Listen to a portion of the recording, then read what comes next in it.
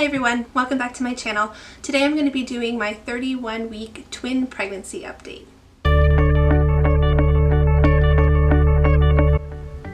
So this week my girls are about 3.5 to 4 pounds each. We did see the doctor this week and they did do measurements, but I forgot to ask for an exact weight.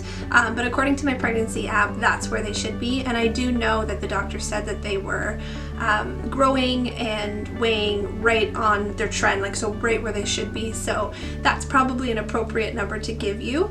They're also about 17 inches long. So again, according to my pregnancy update, about the size of a head of lettuce.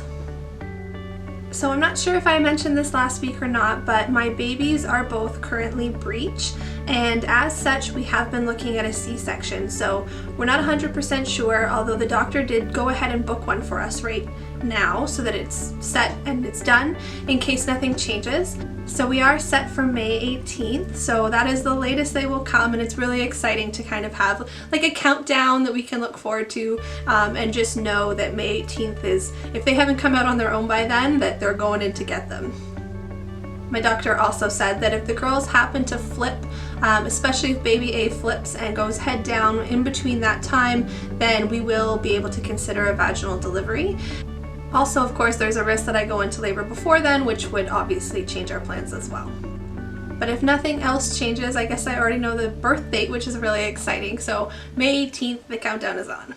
We did have a pretty lengthy discussion about what to do about my cerclage. So again, if you haven't seen one of my videos talking about the fact that I do have incompetent cervix and I did have an emergency cerclage placed at 20 weeks, we had to discuss like when that's coming out, what we're going to do about it, and we do have a couple options on the table. So the doctors basically are weighing the pros and cons of two options. So essentially the first option, and is what we discussed a couple weeks ago, was that we would take it out at 35 weeks and kind of wait to see if I went into labor naturally, also depending on the position of the girls, if they were breeched still at that point in time or not. But because they are still breech, and we're going to assume at this point in time that they are going to stay this way, they do seem pretty comfy in their position. The decision now is, do we take the stitch out early or do we wait till the C-section? So some of the benefits of waiting until the C-section to get the stitch removed is that I'm already under anesthesia for the C-section itself, so it'll be a lot more comfortable for me to have it removed. But then the risk there is that we wait too long and my body does go into labor naturally, and they're really worried about tearing. We obviously don't want any tearing of my cervix. That would be awful, not just pain-wise, but for like long-term health of my cervix. The other option is to stick with our original plan and remove the stitch at 35 weeks and just see, like, and hope that I make it to my scheduled C-section date, which is just a day shy of 37 weeks. But the risk there is that my lower baby, so baby A, because she is breech, she does have one of her feet like right in my cervix, right on the stitch, and the doctor does have concerns that she could literally kick through my cervix once they remove that stitch, seeing it as pretty much the only thing keeping it closed, and put me into labor earlier than they want. So right now we're just going to kind of play it by ear and see what happens, like as I move through this pregnancy, as I get closer to the date for the scheduled C-section, and we're going to have to make like a decision closer to that time. So as for my symptoms, there's not much new to report, pretty much the same thing as I reported on last week, or I spoke about last week. I'm really tired, I'm out of breath all the time, but some new symptoms that have recently popped up is that my hands are getting swollen and they are kind of like stiff, almost like arthritis-y.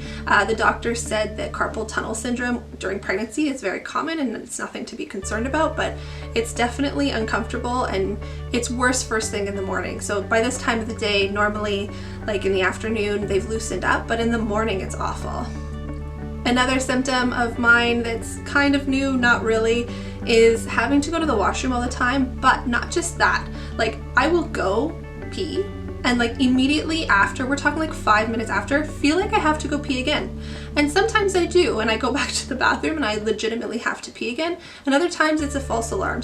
So I don't know what's going on there, if like my baby's kicking my bladder or what, but it's kind of annoying. And as for cravings, there's nothing really new to report there either. I'm still loving my sweets, still trying to stay away from them, but giving into cravings once in a while for sure. So that is it for my 31-week update. I'm sorry I don't have more to talk about, but this video will be short and sweet. And just to finish it off, I will do a belly shot for you. So this is my belly. Again, pretty large. Can't really see a whole lot from the front because of the stripes. And from the other side. Alright guys, thanks so much for watching. Subscribe to my channel if you haven't already, and give this video a thumbs up if you like the content. And as always, please feel free to leave me a message below if you have any comments or questions. I love to hear from you. So see you in the next video. Bye now.